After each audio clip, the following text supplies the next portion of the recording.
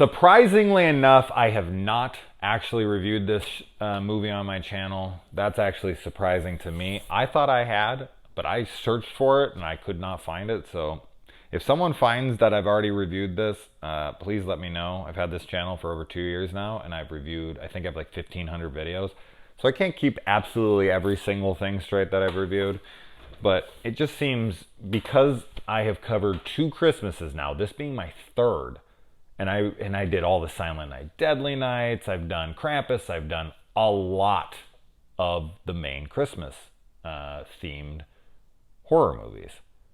You would think Black Christmas, which is probably the most popular Christmas horror movie ever, and is cited as the original slasher by a lot of people whose opinion I very much respect.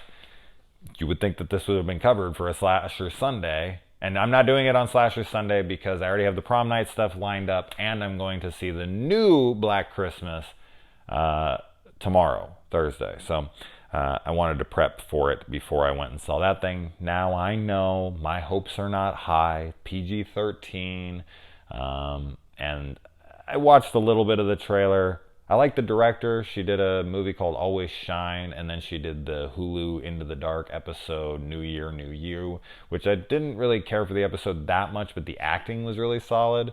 I'm hoping for the best, but a PG-13 slasher, I don't think there's ever been a good one. Oh, that's not true. Happy Death Day.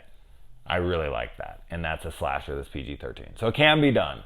All right, that gives me a little hope. And that's Blumhouse as well. So, hey, we'll see. Anyways, all right, Black Christmas, 1974, Bob Clark classic. Yes, the guy who did A Christmas Story also did Black Christmas. So, probably one of the most popular family Christmas movies ever, with the most popular, famous Christmas horror movie ever. So this guy really kind of nailed the Christmas genre, whether it was the light or the dark side. So yeah. Now, I will say this up front. Never been a big fan of this movie. And it's just, for some reason, it's never clicked for me. I've always found pacing issues.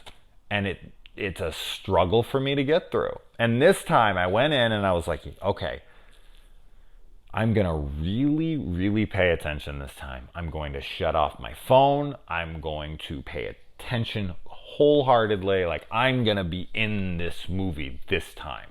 And I have to say, on this revisit, with completely detaching everything and fully focusing, turning off all the lights, really just letting myself immersing myself in this, I really enjoyed it a lot more than I ever have.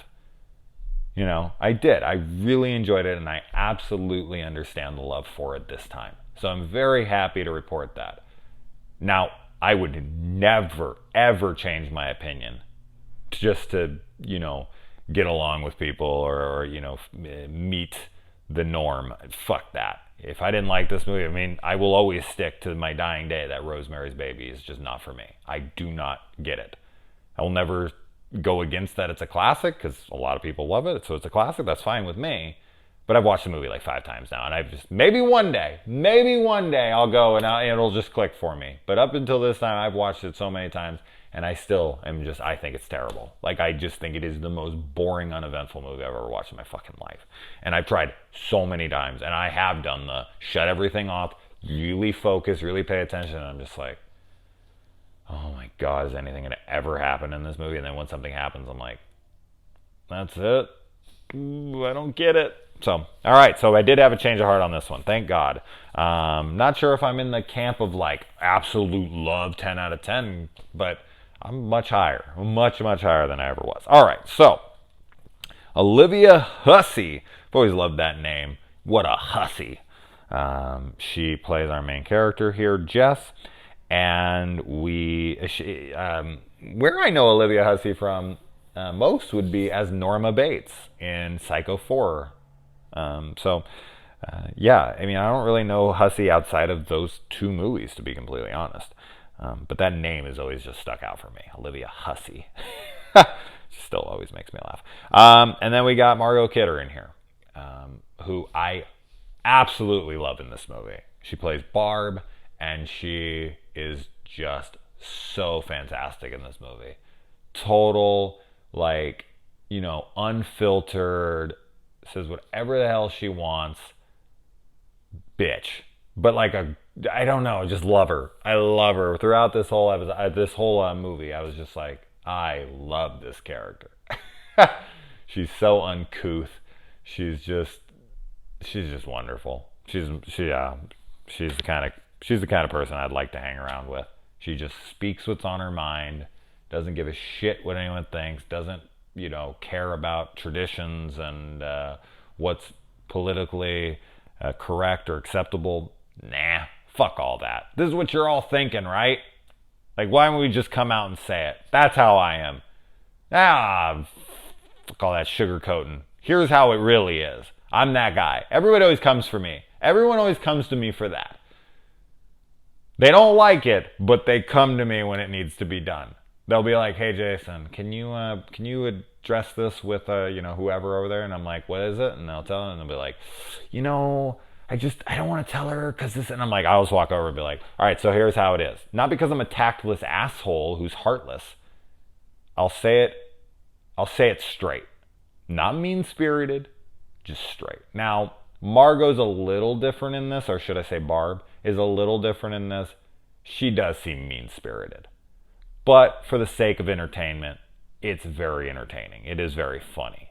So I did like that about her and this movie. Great stuff. And of course, John Saxon's in the movie as a cop. I mean, how many movies is he in the movie as something like that? It's pretty funny. It's like, oh, and there's John Saxon. Of course he is. So there you go. All right, so this movie this movie opens with a POV of the killer walking up to the house. "Hey, John Carpenter, I'm looking at you, buddy." Little lift there, little homage there. But yeah, we get the POV of him, and then the killer goes up in the attic. Is this the first time that he's been in the house? I don't know, because when the caller calls in, they say, "Is it him again?"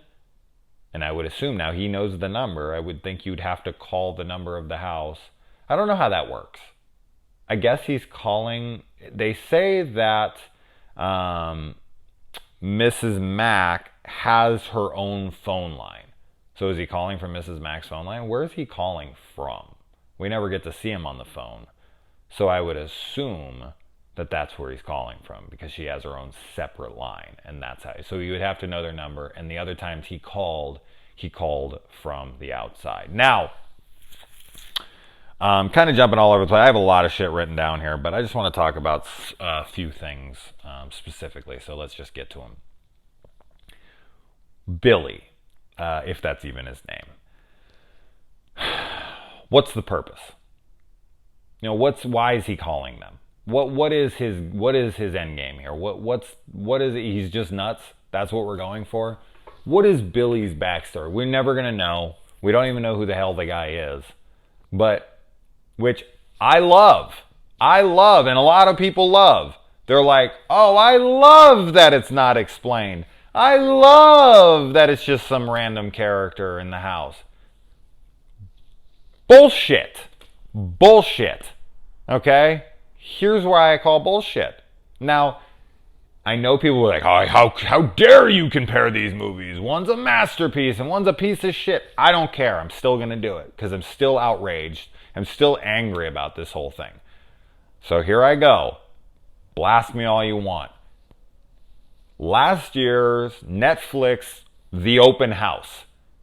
So, spoilers for that movie, but if you haven't seen it, a lot of freaking people hate on it. Almost everybody, but me and a few other people. When I talk to them, their main complaint: the killer's never revealed. What the hell? There's all this mystery set up and then it's just a random guy? What the fuck?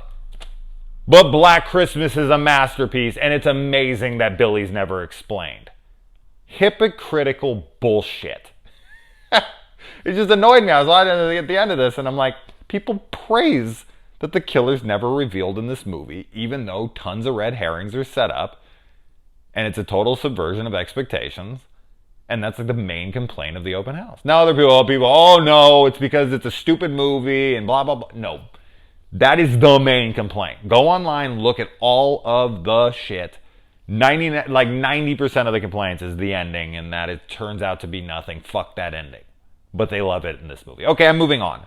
But I just find it, this is, the whole reason of me bringing this up isn't just to defend the open house. It's to point out how older movies and foreign movies get passes in places where modern day American cinema just does not. There's so many examples of this throughout film. Could you imagine if a slasher movie today, spoilers for Happy Birthday to Me, okay, so if you haven't seen Happy Birthday to Me, cover your ears for a second, but could you imagine if a slasher movie today tried to pull off the I'm just wearing a mask, Ethan Hunt, Mission Impossible style, that the mask looks just like a normal human face, which is absolutely fucking impossible to what technology we have now, especially in 1981, I think is when that came out. But imagine even today. Could you imagine if the killer was just like, I'm actually this character, but I'm wearing someone's face? Never would that be expected today. Never. But 1980, you know, the 1981, I think it's 81. Happy Birthday to Me, people love it. Oh, that's great. It's just the 80s. It's bullshit. It's bullshit that people will accept things then that they won't expect now. I don't know. It annoys me. So I bring it up because I like to point out the hypocrisy of people. And I'm not saying that I'm completely, I'm completely innocent. I'm sure there's plenty of times, or I'm sure there's few times where I've done this, where I'm willing to look past it here, but I'm not willing to look past it here, and I genuinely couldn't explain to you why. I can't think of anything off the top of my head, but, I'm sure I've done it. But it just annoys me. It just annoys me. All right, moving on. Just had to mention it. I like that Jess's sweater that she's wearing looks like she has hands on her tits. Yep, I noticed that. I noticed that their hands and their cross. Actually, it kind of reminded me of Manos in Manos in the Hands of Fate. His shawl or his robe or whatever when he has the hands underneath. But yeah, hands on the titties. Of course, I'm gonna notice that. Here's a question I have. Now, nitpicky, but this and that. I don't care. How can they hear him on the phone? They don't have speakerphone. So she's holding the phone up and he's talking loudly enough that everybody in the room can hear him clearly. But they can't hear him in the house? He's just upstairs and he's talking so loud through the receiver that they're able to hear him through the phone, but they can't hear him yelling in the house. And how the hell is this person making multiple voices at once? Is this person possessed by freaking Pazuzu? Like, what the hell? This guy is incredible. He's like, what the hell is that guy's name from Police Academy? Johnson? I can't remember his name. But yeah, like his voice, it's crazy. I love it though. I do love it. Whatever's on the phone is fantastic. Just he's like going absolutely ape shit, and the voices he's making, that sounded nothing like it. I don't know what the hell that was. That was like a dying fucking kangaroo. I went with kangaroo. I was gonna go with a water buffalo. That's got a story behind it, but it's a really fucked up, mean story about something my mother did to my brother when he was a kid. But I'm not gonna tell that story. But yeah, dying water buffalo. God, that brings back memories. But yeah, the sounds that this guy is able to bring out, it sounds like two voices at once though. There are moments where I'm like, I don't know about that. That sounds like two voices at once. So I'd be curious on, did one person do that? Or was that multiple people at once doing those voices? Because if so, that would suggest maybe there's two killers. Maybe her boyfriend really was one of the killers. because we don't even know what happened in the basement. We just know that she was down there, and then when they come down, she has killed him. In self-defense, because she thought he was the killer and he's not. That's what we're led to believe, right? But maybe he was the killer. But, oh man, I'm jumping all over the place, and I'm going to try to save the end because there's something else I have to talk about with the police work, which I always have to point out the police work in this. Love the house mother as well, Mrs. Mack. Total alcoholic, has booze hidden everywhere. She has one hidden in the toilet and then drinks off of it. Now, I know that's kind of like the cleaner water that's up on top of the bowl, but yikes. She is a full-blown functioning alcoholic. Oh, man, that guy who dresses up like Santa in front of the kids, what an asshole. He's sitting there in front of these kids and being like, oh, fuck this and this and that. And of course, you know, Margot isn't going to give a shit, or Barb isn't going to care, but man, different times for sure. I love that Mrs. Mack comes down and she has on like half lipstick. She's like a total drunk in this. And she's like covering up the ass on the poster for that dude who comes over. Now, who is this chick who dies? Can someone explain this to me? I know there's like experts out there who've seen this movie a million times. Who's the kid that dies? Whose body did they find? Random kid? Did I miss something here? Is it super obvious and I just missed it? Like, this is just some random person that Billy killed? So he killed people on the way there? Is that what we're led to believe? So he just butchered somebody outside of there and then they found their body? I mean, it has to be, right? I mean, it couldn't just be a random other killing from some other killer. Like, it had to be Billy that killed somebody else. So, I don't know. I was like, so who's this person? A lot of abortion talk in here. In 1974, that was a pretty controversial topic. So, and yeah, I mean, she's just like, look, this is my decision. And some of the stuff she says to him, it's cold-blooded. Like, but she needs to say it. I'm not saying it's wrong, but she's like, I don't want to marry you. I don't want to have your kid. And he's trying to convince her. And this is a very realistic discussion here. And his responses and all of that stuff. This kind of stuff happens. But ultimately, I mean, this is kind of a talking about politics in a way, but like, that's her fucking choice. I mean, realistically, it sucks, and the guy should have some input, but at the end of the day, it is her choice. Like, if you support abortion, it's her fucking choice. It's her body. She's the one. Like, realistically, you don't have to carry it. You're not the one that has to carry a freaking baby inside of you for 10 months. You're not the one that has to give birth to it. You're not the one that has, like, there's so much more that goes into it for a woman, and if you don't see that, you're out of your fucking mind. Like, our role in having a kid, like the production of a child, is to feel the greatest thing we'll ever feel in our life, an orgasm. Their purpose in that is to feel like shit for 10 months, to give up most things, to give away their body a lot of the times, if, you know, it does so much damage to their body. Not everybody, but a lot of women. And then at the end of it, they have to feel the worst pain they'll ever feel in their life. So we get to experience the best, and they get to experience the worst. You want to talk about a lopsided thing? Hey, I wasn't there. I wasn't consulted. There was no vote. I didn't ask for this. I didn't say, hey, you know, how about they shoulder all of it, and I just come? How about that? That sounds like a fair deal to me. I wasn't there for it, so I can't fucking, you know, do anything against nature. But the whole abortion argument in this, like, at the end of the day, she has to carry the kid. It is so much more her responsibility. It's so much more her choice. It's her fucking body. Like, so I don't understand how this is, but I'm sure I'll get blasted in the comments now by somebody. Oh my God, we did blah, blah, blah. Bullshit.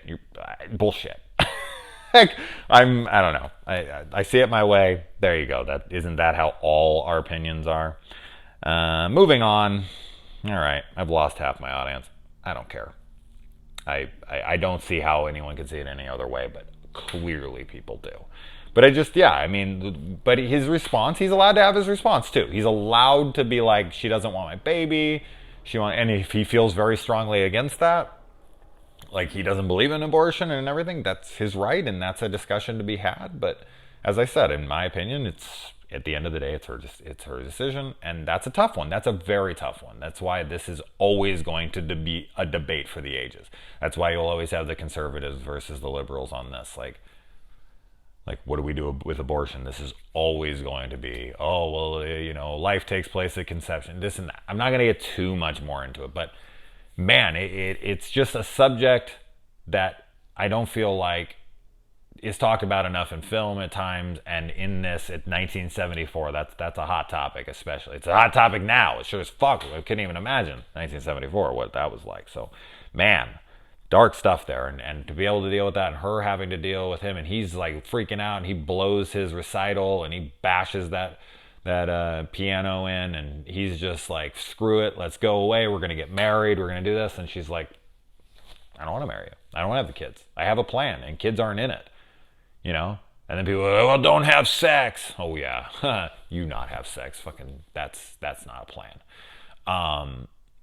So yeah, that's tough. That's such a tough one. And I feel for him in this. I feel for her. I feel for him. I do. It's a tough situation. So good stuff there. And, not shying away from a very controversial topic. So good for them. And then, they talked about all this stuff.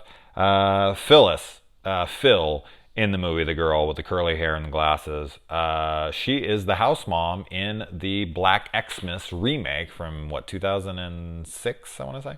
I thought that was kind of cool. I didn't realize that, so that's a little bit of interesting trivia. And I thought she was pretty damn cute in this movie. She kind of actually had some Annie Brackett's look going on to her.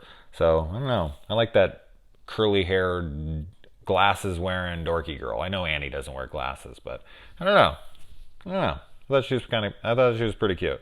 But all the girls in this are very attractive. I mean, I don't think there's, outside of maybe the house mother, but besides her, they're all very attractive women.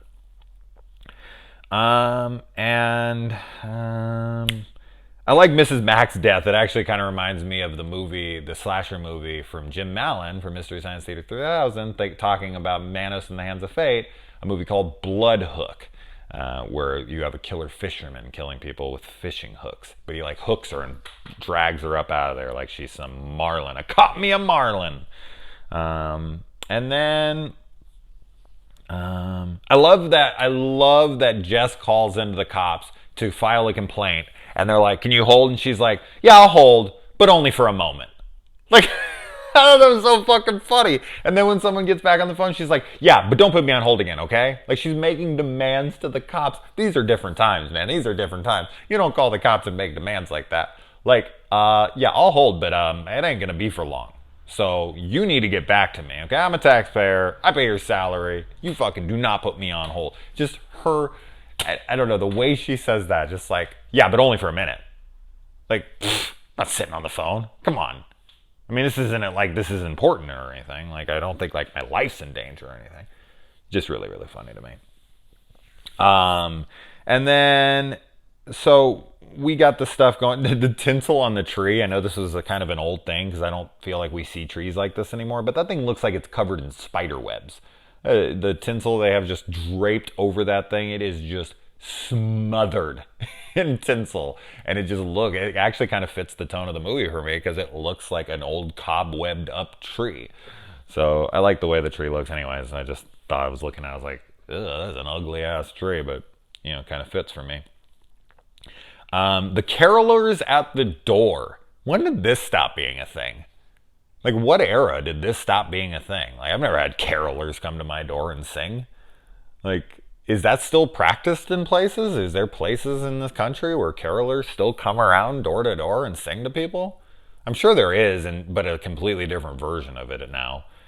You could probably, there's probably an app for that now, like a freaking, a DoorDash or something for carolers. You can order it for friends or for, romance. I know they have like the singing, what the hell do they call those? I don't know. But the people who come to your door and woo your girlfriend for you and sing them a song. But yeah, carolers, like just little kids coming up and singing like a choir to you. Is that still a thing anywhere? Does anyone still do that? Kind of sounds nice. I know there's a lot of people nowadays who hate on Christmas and they're down on it. It's like edgy and cool to be like, oh, Christmas. Especially in the horror community, everyone's like, oh, it's Halloween and all this. I'm not like super into Christmas, but I don't know. People are just so lopsided. They're so one way or so the other way. They're just so extreme with everything has to be total hate or total love, and nothing's just like neutral in the middle. Like, oh, Christmas is fine. Christmas is nice. Christmas is whatever. It's like, I fucking hate, because you get all these like posts in Facebook and it's just like, oh, ugh. Oh my God, Christmas decorations. I'm gonna fucking kill myself. I heard Christmas music in the store and I want to vomit. Really? Christmas music upsets you that much that you have to come fucking post about it on Facebook? Like, oh my God, look at my first world problems. Christmas music. How could they play it in November? Who cares? Who fucking cares?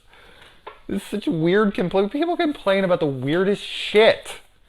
Man, I'm very opinionated tonight. But when am I not? When am I not? Welcome to my channel. If you haven't been to my channel before, I pissed a lot of people off.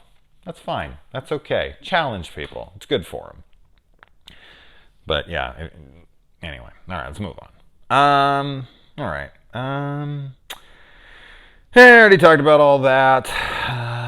Someone actually just went back to one of my old videos like 2 years ago and was like, oh, they were part of whoever made the movie I was reviewing, and it was probably like the third review I'd ever done. And they were like, hey man, thanks for the video. Like, we had a lot of fun making it, but here's some tips for you. First things first, you need to get a better mic and lighting, and you should edit your videos and cut out dead air and maybe some of your pauses and all this. It's just better than that. Fuck you. You clearly haven't watched a damn one of my videos. Now. Watch my videos now. Okay? You probably still hate it because I don't edit and I don't cut things out and people like this like completely neutered version of things. Fuck that. So stupid. I was like, could you at least maybe check out a video from like the last week or so or something recent? Like, you're gonna come in and it's like constructive criticism, right? Fuck off. I gave his film a good review too, in case anyone's wondering. I was like, everyone is hating on it. In fact, in my comments for that video, people were like, oh, this movie sucks. You love it? Where am I seeing this? And I was like, oh, that was good. Fuck you. So I was defending his stupid movie, and then he comes in and tells me what I need to do. Suck it.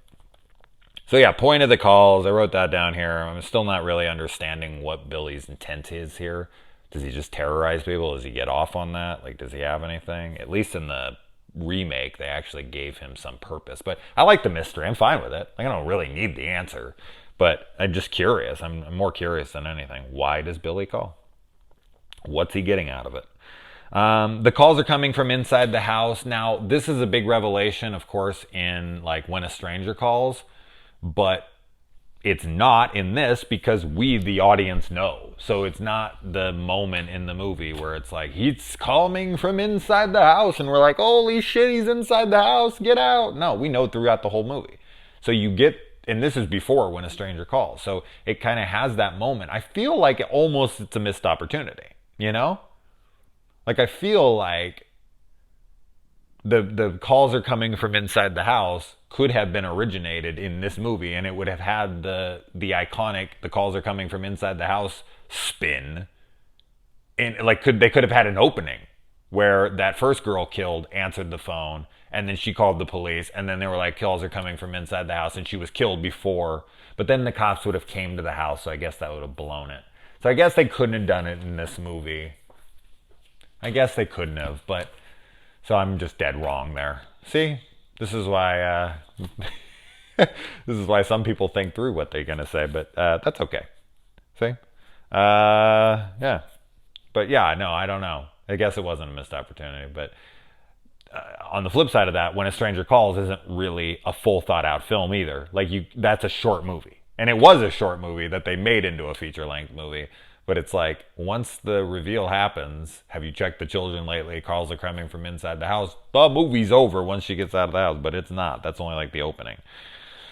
And then, yeah, we get the final girl stumbling upon the bodies in the room because the idiot cop. But I don't know. They paint the cop to be an idiot. He doesn't know what fellatio is, and they're kind of making fun of him, and he's supposedly the dullard and whatever. But I agree with his decision here to tell her.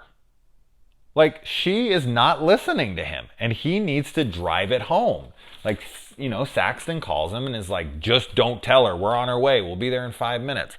And he's like, I feel like he has no other option there. He's trying to tell her, and he's like, just don't ask any questions. Get the fuck out of the house. Like, how else do you say it? What else do you say? He's like, you just need to go. You need to just leave. I guess he could have come up with something like, hey, we need you to come in, but that's not urgent enough. She has to leave the house right then and there now. How do you do that? Without telling her.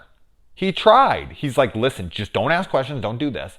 So as I said, they paint him like he's an idiot. So then when this moment happens, the audience can be like, you idiot, why did you tell her? They told you not to tell her. Oh my God, that's right, he's an idiot. Damn, what an idiot.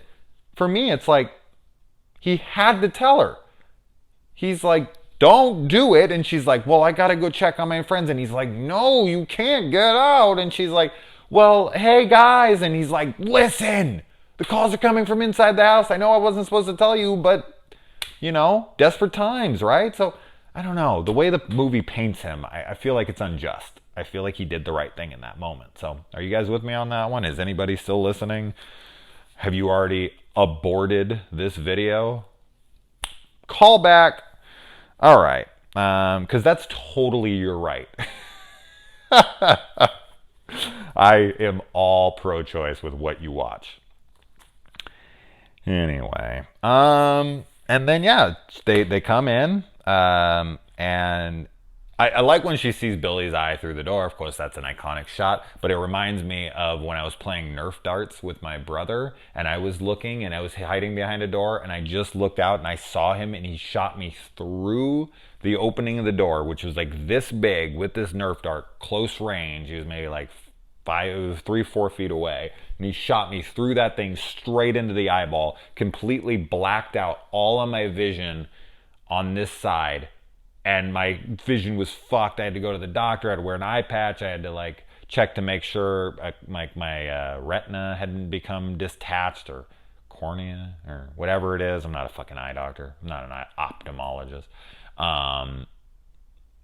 But yeah, it was terrifying. So when I see that, I'm like, the eye poking through, I just see a Nerf dart hitting Billy in the eye, and he's like, what the fuck? But yeah, so anyway, so yeah, they come in, they take the body, and then they just go and they put her in bed without a proper sweep of the house. Like, they found the other bodies, but no check of the attic. Fuck that. We're not going to check the basement. We're not going to check the attic. We found two of the missing 5 bodies. But we're just going to put you into sleep, take the couple bodies we found, and leave a guard stationed outside. What? No fucking way. No way the cops would be that idiotic. I just don't buy it. What was that guy who told her the calls are coming from inside the house? Is he in charge now? Is that the idiotic decision? There's no way they didn't sweep that house. You can see the chick up in the window. If you just look up, she's sitting in the freaking window with a bag over her head dead. Come on, no one went in the attic. Get the fuck out of here. So I thought that ending was really silly. Just thinking about there's a guard stationed outside, and it's no one did a sweep of the house. They didn't take her in. They didn't take her to the hospital to get her, a psych evaluation. Nothing. They're just go to bed, dear. We got the killer, supposedly. We don't even really know what happened because it's your word over his. We thought he was the suspect, so it makes sense. But we're not going to search for the multiple other bodies that are missing. Get the fuck out of here. That's craziness. That's total movie nonsense. But anyway, so overall, I did have a really good time with it. Some questionable stuff with my opinion on things especially. But there you go. Black Christmas in the books. And I will report back with my thoughts on the Black Christmas remake tomorrow. So, adios.